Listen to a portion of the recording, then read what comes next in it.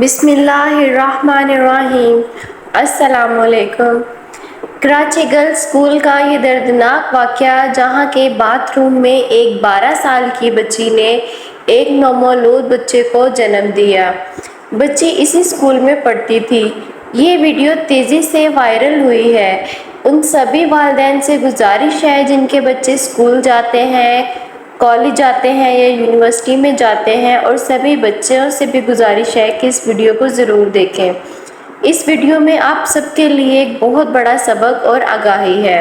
ہمیشہ کی طرح میں سب سے پہلے اسکول پہنچ گئی تھی اور اسٹاف روم میں بھی کوئی موجود نہیں تھا۔ لڑکیاں اپنی کلاسوں کی طرف جا رہی تھیں۔ میں اسٹاف روم کی طرف جانے لگی تاکہ برقع اتار سکوں، مگر اچانک ہی میرے پیٹ میں درد اٹھنے لگا۔ ابھی اسکول میں کوئی بھی نہیں آیا تھا، اس لیے میں بچیوں والے واش روم میں چلی گئی تاکہ میری طبیعت ٹھیک ہو جائے، لیکن اسٹوڈنٹ واش روم میں جا کر تو میرے رنگ ہی اڑ گئے۔ جو کچھ میں نے دیکھا، میری تو چیخیں سارے اسکول میں گونجنے لگیں۔ میں فوراً الٹے قدم باتھ روم سے باہر نکلی۔ اتنے میں ہی دوسری ٹیچرز اور پرنسپل بھی آ گئیں، اور میری ایسی حالت دیکھ کر پرنسپل پوچھنے لگی کہ کیا بات ہے، لگتا ہے آج آپ کی کچھ طبیعت ٹھیک نہیں ہے۔ میں نے پریشانی کے عالم میں انہیں بتایا کہ میں واش روم میں کیا منظر دیکھ کر آئی ہوں۔ وہ ایک دم حیران ہو گئی۔ دوسری ٹیچرز بھی حیرت اور پریشانی سے مجھے دیکھنے لگیں۔ پرنسپل فوراً ہی خود واش روم کی طرف بڑھی اور تھوڑی دیر بعد ہی ناک پر کپڑا رکھ کر واپس آ گئی۔ اسکول میں کام کرنے والی ماسیاں آ چکی تھیں، اور پرنسپل صاحبہ نے فوراً انہیں بلایا اور ان سے کہا کہ جاؤ اندر باتھ روم میں موجود بچی کو اٹھا کر اسٹاف روم کی طرف لے کر آؤ۔ وہ دونوں بڑی ہی مشکل سے اس بے ہوش بچی کو لے کر اسٹاف روم میں پہنچ گئی، جو واش روم میں بے ہوش پڑی تھی اور اس کا سارا یونیفارم خون سے بھرا ہوا تھا، اور پرنسپل صاحبہ کے پیچھے ہی باقی ٹیچرز اور میں بھی اسٹاف روم میں پہنچ گئی۔ باقی کی ٹیچرز کو پرنسپل صاحبہ نے یہ ہدایت کی تھی کہ آپ اسکول کی دوسری طلباء کو دیکھیں، یہ بات باہر نہیں نکلنی چاہیے۔ لڑکیوں کے واش روم کو بھی تالا لگوا دیا گیا تھا۔ پرنسپل صاحبہ بچی کو ہوش دلانے کی کوشش میں لگی رہیں، لیکن اس کا خون بہت زیادہ بہہ چکا تھا۔ میرا خیال تھا کہ اس بچی کو ہسپتال لے کر جانا چاہیے تھا، لیکن پرنسپل صاحبہ بہت زیادہ ڈری ہوئی تھیں، کیونکہ یہ بات کوئی عام بات نہیں، پولیس کیس بن سکتا تھا اور اسکول کی بھی بدنامی ہوتی، اور ہر تفتیش کا جواب پرنسپل صاحبہ کو ہی دینا پڑتا، اس لیے وہ اس معاملے کو رفع دفع کرنا چاہ رہی تھیں۔ پھر انہوں نے اپنے جاننے والی ایک لیڈی ڈاکٹر کو فون کر کے بلایا، اور آ کر اس نے اس بچی کا چیک اپ کیا، تو وہ کہنے لگی کہ اس کی جان کو خطرہ ہے، اسے فوراً ہاسپٹل لے کر جانا چاہیے۔ اگر جلدی اسے ہوش نہ آیا تو مجھے ڈر ہے کہ یہ کوما میں بھی جا سکتی ہے یا پھر یہ مر بھی سکتی ہے۔ میں نے پرنسپل صاحبہ سے کہا کہ زیادہ دیر نہیں کرنی چاہیے، کسی قریبی ہسپتال لے چلتے ہیں۔ میں خود 2 بیٹیوں کی ماں تھی، اس لیے اس بچی کی حالت دیکھ کر میرا دل تڑپ رہا تھا۔ پھر میں پرنسپل صاحبہ کے ساتھ اس بچی کو لے کر ہسپتال بھاگی۔ ڈاکٹرز اسے آپریشن تھیٹر میں لے کر چلے گئے، اور پرنسپل صاحبہ مجھے غور سے دیکھتے ہوئے کہنے لگی، یہ بچی آپ کی کلاس میں پڑھتی ہے نا؟ کیا آپ کو معلوم ہے کہ یہ کیا معاملہ ہے؟ یہ کب سے چل رہا ہے؟ یہ 1-2 دن کی تو بات نہیں ہو سکتی۔ پرنسپل صاحبہ کی بات پر میں خاموش ہو گئی، کیونکہ واقعی 1 دن کی بات نہیں تھی۔ کافی دنوں سے میں بہت کچھ دیکھ رہی تھی اور میں محسوس بھی کیا تھا، لیکن مجھے یہ اندازہ نہیں تھا کہ بات اتنی آگے تک بڑھ سکتی ہے۔ وہ مجھ سے کہنے لگی کہ کسی طرح بھی اس معاملے کو یہیں پر ختم کر دو، اس بچی کے والدین کو بلاؤ اور انہیں برا بھلا کہہ کر اس بچی کو ان کے آسرے پر چھوڑ دو۔ ہم واپس اسکول چلے گئے، پھر یہ قصہ یہیں ختم ہو جائے گا۔ میرا دل اس بات کے لیے راضی نہیں تھا، کیونکہ پھر بھی پرنسپل صاحبہ کے دباؤ میں آ کر میں نے اس بچی کے گھر والوں کو بلایا۔ وہ بچی یتیم تھی، بس اس کے سر پر اس کی ماں کا سایہ تھا۔ اس کی ماں جب ہاسپٹل لائی اور اسے سارے معاملے کا بتایا گیا تو وہ چیخ چیخ کر رونے لگی۔ اس کی چیخوں پر کافی لوگ جمع ہو گئے اور اس بات کا تماشا بننے لگا، تو پرنسپل صاحبہ نے بڑی مشکل سے اسے خاموش کروایا اور اسے دھمکایا کہ اگر وہ چپ نہ ہوئی تو اس کی بچی کی بدنامی ہوگی۔ یہ سن کر وہ خاموش ہو گئی۔ پھر پرنسپل صاحبہ بڑے ہی برے طریقے سے اسے پوچھ گچھ کرنے لگی کہ تمہاری بیٹی کیا کرتی رہی تھی، تم کیسی ماں ہو، تمہیں پتہ ہی نہیں چلا، اور تمہاری بیٹی نے اتنے بڑے بڑے کارنامے سر انجام دے دیے۔ پرنسپل صاحبہ کے ان الفاظوں سے اس عورت کے چہرے کا رنگ اتر گیا۔ وہ بڑی ہی حیرانگی سے پرنسپل صاحبہ کو دیکھ رہی تھی، لیکن پرنسپل صاحبہ بس اس کی کوشش میں تھیں کہ کسی طرح اس معاملے کو اس کی ماں کے سر ڈال کر خود وہ واپس اسکول چلی جائے اور پھر اس معاملے سے کنارہ اختیار کر لیں، جبکہ اس کی ماں کا کہنا تھا کہ میری بیٹی بہت نیک تھی، اس نے کبھی کوئی غلط کام نہیں کیا۔ وہ تو ہم سے پوچھ رہی تھی کہ اس کی بچی کے ساتھ اسکول میں کیا ہوا، کیونکہ وہ اسکول کے علاوہ اور کہیں نہیں جاتی تھی۔ پرنسپل صاحبہ بہت تیز خاتون تھیں۔ انہوں نے اس کی ماں سے کہا کہ جب تمہاری بیٹی کو ہوش آ جائے تو تم خود ہی سے پوچھ لینا کہ اس کے ساتھ کیا ہوا ہے، اور پھر انہوں نے مجھے اشارہ کیا کہ واپس اسکول چلو، لیکن سچ تو یہ تھا کہ میں اس بچی کو اس حالت میں چھوڑ کر نہیں جانا چاہتی تھی، لیکن پھر بھی اس کے ساتھ جو کچھ ہوا تھا اس کے پیچھے کسی نہ کسی کا تو ہاتھ ضرور تھا، مگر پرنسپل صاحبہ کے حکم کے آگے میں کچھ نہیں کر سکتی تھی۔ یہ اسکول کا وقت تھا اور مجھے اپنی ڈیوٹی پر پہنچنا تھا، اس لیے میں اس کی ماں کو صبر کی نصیحت کرتے ہوئے پرنسپل صاحبہ کے ساتھ واپس اسکول پہنچ گئی۔ میں کلاس میں گئی تو ہر لڑکی اس بچی زینب کے کردار پر بات کر رہی تھی۔ سبھی حیران تھے کہ یہ کیا معاملہ ہے۔ باتھ روم کا وہ منظر مجھے بھول نہیں پا رہا تھا، اور ایک 13 سال کی بچی کے ساتھ ایسے کیسے ہو سکتا ہے؟ واقعی یہ کوئی معمولی بات نہیں تھی جس کو دبایا یا چھپایا جاتا۔ پرنسپل صاحبہ نے سختی سے ہدایت کی تھی کہ اسکول میں اس بارے میں اب کوئی بات نہیں ہوگی۔ واش روم کی صفائی کروا دی گئی تھی اور جو کچھ وہاں سے ملا تھا اسے بھی ضائع کروا دیا گیا تھا۔ اس طرح دوپہر ہوئی اور چھٹی ہو گئی۔ سب ہزاروں سوال لیے ذہن میں چلے گئے، لیکن میری منزل میرا گھر نہیں بلکہ ہاسپٹل تھا۔ مجھے زینب کے پاس جانا تھا۔ وہ غریب اور معصوم بچی تھی جسے اس وقت میری ضرورت تھی۔ راستے میں زینب کا وجود میرے ذہن میں گھومتا رہا، اس کا خون آلود یونیفارم اور واش روم میں پڑا ہوا وہ چھوٹا سا وجود مجھے بری طرح سے جھنجھوڑ رہا تھا۔ میں ہسپتال پہنچی تو زینب کی ماں نے بتایا کہ اس کی حالت اب پہلے سے بہتر ہے، لیکن آنکھیں اس نے ابھی بھی نہیں کھولی، اس لیے ڈاکٹر اس سے ملاقات کی اجازت نہیں دے رہے۔ پھر وہ میرے گلے لگ کر پھوٹ پھوٹ کر روتے ہوئے کہنے لگی، مس نائلہ، آپ کو تو پتہ ہے کہ میں بیوہ عورت ہوں، بس میں یہ چاہتی ہوں کہ میری بچی پڑھ لکھ کر کسی قابل ہو جائے تاکہ اس کا مستقبل میری طرح برباد نہ ہو۔ لیکن مجھے کیا معلوم تھا اسکول کی چار دیواری میں میری بیٹی کے ساتھ ایسا ظلم ہوگا۔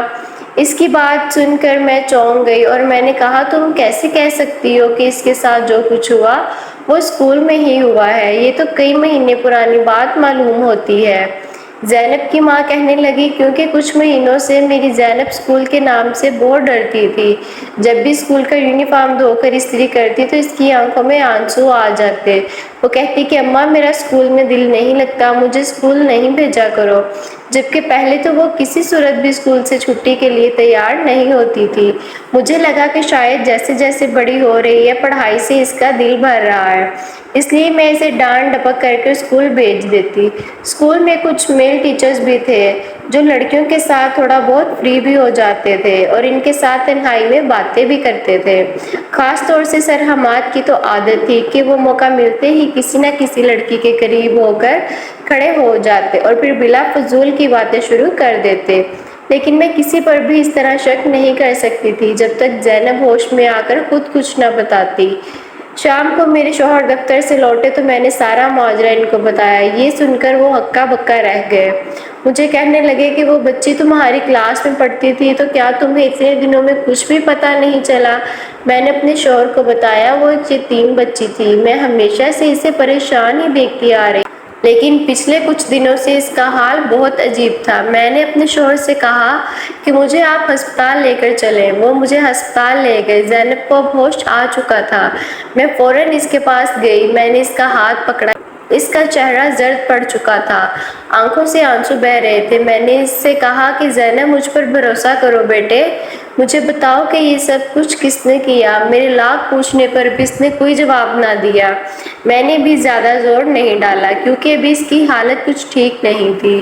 میں چاہتی تھی کہ پولیس کو اس معاملے میں انوالو کیا جائے، لیکن زینب کی ماں اس بات کے لیے نہیں مان رہی تھی۔ اسے لگتا تھا کہ ایسا کرنے سے ہماری مزید بدنامی ہو جائے گی، اور پرنسپل صاحبہ بھی تو اس بات کے حق میں نہیں تھی۔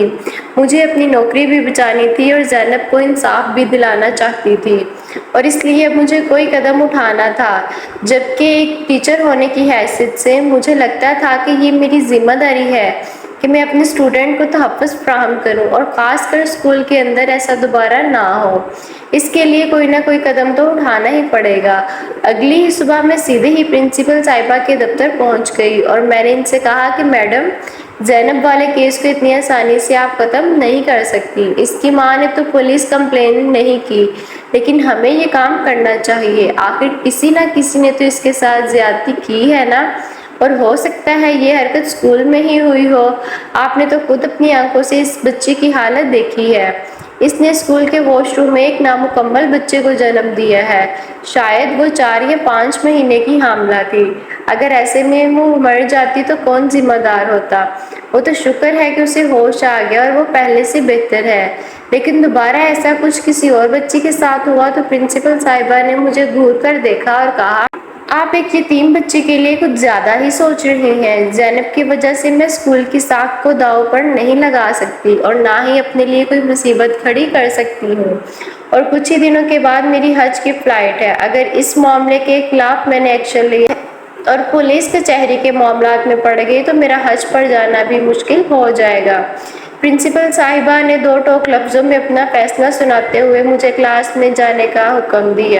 آج کلاس میں موجود پوری 60 لڑکیاں میری منتظر تھیں، اور میں بار بار ایک ایک چہرے کو دیکھ رہی تھی۔ اگر زینب آج اس مقام پر ہے تو کل کو ان میں سے کوئی اور بچی بھی تو ہو سکتی ہے، اور بس یہی خیال مجھے چین سے نہیں بیٹھنے دے رہا تھا۔ میں نے لڑکیوں سے اکیلے میں بات چیت شروع کی۔ جو لڑکیاں زینب کے قریب بیٹھتی تھیں، میں نے ان سے بھی سوال جواب کیے۔ سب کا یہی کہنا تھا کہ زینب کا رویہ کچھ دنوں سے بالکل بدل چکا تھا، لیکن اصل بات کیا تھی کسی کو معلوم نہیں تھی۔ پھر ایک بچی جو زینب کے ساتھ آتی اور جاتی تھی، اس نے ایک ایسی بات بتائی جس نے مجھے چونکا کے رکھ دیا۔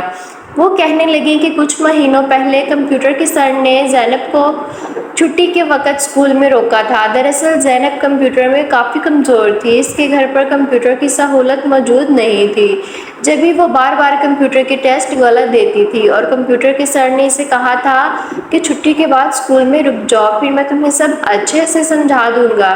اس دن وہ میرے ساتھ گھر نہیں گئی تھی، اور اس دن کے بعد زینب کا رویہ بدل چکا تھا۔ مجھے لگا کہ شاید سر اسے زیادہ توجہ دے رہے ہیں، اس لیے وہ مغرور ہو گئی ہے، اور اس کی نظروں میں میری کوئی حیثیت ہی نہیں رہی، اس لیے میں نے بھی اس سے بات چیت کرنا ختم کر دی تھی۔ یہ کہہ کر وہ بچی بالکل خاموش ہو گئی تھی، اور میری تو جیسے جان ہی نکل گئی۔ میں نے سوچا کہ یہاں وہاں بھٹکنے کے بجائے سیدھا سر حماد کے سر پر پہنچ کر ان سے سوال جواب کروں گی۔ پھر چھٹی کے وقت جب ساری ٹیچرز نکل گئیں اور میں اور سر حماد ہم دونوں ہی کلاس روم میں موجود تھے، میں نے انہیں روک لیا۔ وہ نکلنے ہی والے تھے کہ میری آواز سن کر پلٹ آئے۔ میں نے مسکرا کر انہیں دیکھا اور کہا کہ مجھے پتہ چل گیا ہے زینب کے ساتھ کس نے یہ حرکت کی ہے۔ میری یہ بات سن کر ان کے چہرے کے تاثرات بدل گئے۔ اگر ایسی بات تھی تو پھر آپ کو فوراً پولیس کو کمپلین کرنی چاہیے تھی، مجرم کو پکڑوانا چاہیے تھا۔ سر حماد کا یہ اعتبار دیکھ کر میں ڈگمگائی تھی۔ اگر وہ مجرم ہوتے تو کبھی ایسی بات نہ کہتے۔ میں نے سختی سے ان سے پوچھا، آپ نے آج سے 5 مہینے پہلے زینب کو چھٹی کے وقت کیوں روکا تھا؟ آخر ایسا کون سا کام تھا جو چھٹی کے بعد ممکن ہو سکتا تھا؟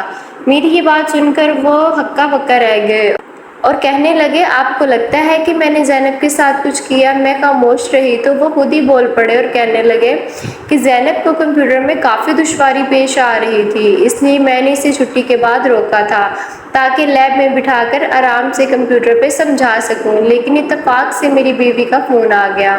اس کی طبیعت بگڑ گئی تھی اور وہ ہسپتال میں تھی۔ آپ جانتی ہیں کہ 5 مہینے پہلے میرے گھر میں بیٹی کی ولادت ہوئی ہے، اور یہ وہی دن میں نے چوکیدار سے کہا کہ زینب کمپیوٹر روم میں میرا انتظار کر رہی ہے، اسے واپس گھر بھیج دو، اور میں خود ہسپتال کے لیے نکل گیا۔ بس اس دن یہی بات ہوئی تھی۔ آپ چاہیں تو زینب سے بھی پوچھ سکتی ہیں یا پھر چوکیدار سے بھی اس بات کی گواہی لے سکتی ہیں۔ سر حماد نے افسوس سے میری طرف دیکھا اور کہنے لگے کہ میں لڑکیوں سے صرف اس لیے بات چیت کرتا ہوں تاکہ وہ مجھ سے سوال جواب کرتے ہوئے ہچکچائیں نہیں، کیونکہ اکثر لڑکیوں کو میل ٹیچرز سے پڑھنا مشکل لگتا ہے۔ وہ افسوس بھری نظروں سے مجھے دیکھتے ہوئے چلے گئے، اور میں ان کے جانے کے بعد سوچ میں پڑ گئی تھی کہ اگر سر حماد نے یہ حرکت نہیں کی تو پھر کس نے کی ہے۔ مجھے اب بھی ان کی باتوں پر یقین نہیں ہوا تھا، اس لیے میں چوکیدار کے پاس گئی۔ کہا کہ بتاؤ 5 مہینے پہلے کمپیوٹر لیب میں زینب کے ساتھ کیا ہوا تھا۔ میں نے بس اندھیرے میں تیر چلایا تھا تاکہ سر حماد کی اصلیت مجھے بتا دے، لیکن چوکیدار کے چہرے کی رنگت نے مجھے چونکنے پر مجبور کر دیا، اور وہ ہکلاتے ہوئے کہنے لگا، بی بی جی مجھے کچھ نہیں معلوم۔ اس کا انداز بتا رہا تھا کہ اسے کچھ نہ کچھ تو ضرور معلوم ہے، اس لیے میں نے سختی سے کہا میں پولیس کو اطلاع کرنے جا رہی ہوں، کیونکہ میں اب چپ نہیں رہوں گی۔ لیکن چوکیدار نے اپنا منہ نہ کھولا، بس یہی کہتا رہا کہ بی بی جی ہمیں کچھ معلوم نہیں ہے، ہم تو اپنی ڈیوٹی کرتے ہیں۔ اس سے پہلے کہ میں مزید سوال جواب کرتی، پرنسپل صاحبہ وہاں پہنچ گئی اور غصے سے کہنے لگی، مس نائلہ آپ کو سمجھ کیوں نہیں آتا؟ یہ بات اب ختم ہو گئی ہے، اب آپ اپنے گھر جائیں، میری کل حج کی فلائٹ ہے، صبح نکل رہی ہوں، اس لیے میں کوئی نیا تماشا نہیں چاہتی۔ پرنسپل صاحبہ نے جو حکم دیا تھا اور ان کے کہنے پر میں بھی واپس اپنے گھر لوٹ آئی۔ پھر جب شام کو میں زینب سے ملنے گئی تو میں نے اسے کہا کہ تم مجھے بتاؤ کمپیوٹر لیب میں تمہارے ساتھ کیا ہوا؟ سر حماد تمہارے پاس آئے تھے یا پھر چوکیدار؟ میری بات سن کر وہ رونے لگی۔ میں نے اس کا جیسے کوئی زخم کو ریت دیا ہو۔ پھر اس نے وہ سچائی مجھے بتائی جسے سن کر میرے قدموں تلے سے زمین نکل گئی۔ اس نے بتایا کہ سر حماد نے اسے روکا تھا اور پھر اس نے تنہائی کا فائدہ اٹھا کر اسے کمپیوٹر لیب میں بند کر کے اس کے ساتھ زیادتی کی، اور اسے دھمکی دی کہ اگر یہ بات کسی کو بھی بتائی تو وہ اسے جان سے مار دے گا۔ وہ خوف زدہ ہو کر خاموش ہو گئی، لیکن پھر جب اس کی طبیعت زیادہ خراب ہونے لگی تو اس نے یہ بات چوکیدار کو بتائی، کیونکہ اکثر چوکیدار اسکول کی چھٹی کے بعد اس کے ساتھ زیادتی کرتا تھا۔ چوکیدار کو علم ہو گیا تھا کہ وہ امید سے ہے، لیکن اپنا گناہ چھپانے کے لیے اس نے اسے بہت ساری دوائیاں کھلانا شروع کر دی۔ پچھلے کئی دنوں سے اس کے پیٹ میں شدید تکلیف شروع ہو گئی، اور پھر 2 دن پہلے اس نے اسکول پہنچتے ہی اسکول کے واش روم میں 5 مہینے کے نامکمل بچے کو جنم دیا۔ ایبوشن کی دوائیوں نے اسے اس حال پر پہنچا دیا تھا کہ وہ وہیں گر کر بے ہوش ہو گئی تھی۔ اگر میں صحیح وقت پر نہ پہنچتی تو وہ شاید مر چکی ہوتی۔ یہ سن کر میری جان نکل گئی، اور زینب کی والدہ کو بھی یہ معلوم نہیں تھا ان کی بیٹی کس اذیت سے گزر رہی تھی۔ سچائی جاننے کے بعد میں فوراً چوکیدار کے بارے میں پتہ کیا، اور یہ جان کر میں بڑی حیران رہ گئی کہ چوکیدار میرے اسکول سے نکلتے ہی اپنے گاؤں کے لیے روانہ ہو گیا تھا، کیونکہ اسے اپنے پکڑے جانے کا خوف تھا، اس لیے وہ گاؤں بھاگ گیا، اور اس کے گاؤں کا کسی کو معلوم نہیں تھا کہ اس کا کون سا گاؤں ہے، اور زینب کی ماں نے مجھے پولیس کو اطلاع نہیں دینے دی۔ مجرم کے بارے میں جان کر بھی میں کچھ نہیں کر سکتی تھی۔ پرنسپل صاحبہ حج پر چلی گئی تھی اور میں یہ سوچ رہی تھی کہ کیا ایسا حج قبول ہوگا۔ وہ چاہتی تو چوکیدار بہت ہی پہلے پکڑا جاتا، لیکن انہوں نے کوئی قدم نہ اٹھایا، بس اپنی ساکھ کو بچانے میں لگی رہیں۔ میری سب والدین سے اپیل ہے کہ اپنے بچوں پر توجہ دیں، اگر ان میں کوئی تبدیلی دیکھیں تو ان سے فوراً سوال جواب کریں، بچوں کو اپنا دوست بنائیں تاکہ وہ اپنی ہر بات آپ کے ساتھ کر سکیں۔ آج کے دور میں ہم اپنے بچوں کو کسی کے بھروسے پر بھی نہیں چھوڑ سکتے، اس لیے اپنے بچوں کا خود خیال رکھیں، ان کے ہر معاملے پر نظر رکھیں۔ پیارے ناظرین، امید کرتی ہوں آپ کو یہ ویڈیو پسند آئی ہوگی۔ یہ معلومات پسند آئے تو پلیز چینل کو سبسکرائب کریں، ویڈیو کو لائک کریں، اور دوسروں کے ساتھ اس کو شیئر ضرور کریے گا، اور کمنٹ کر کے بتائیے گا کہ آپ نے اس کو شیئر کیا ہے۔ اللہ رب العزت آپ پر میرا حامی ناصر دعا میں یاد رکھیے گا۔ اللہ حافظ۔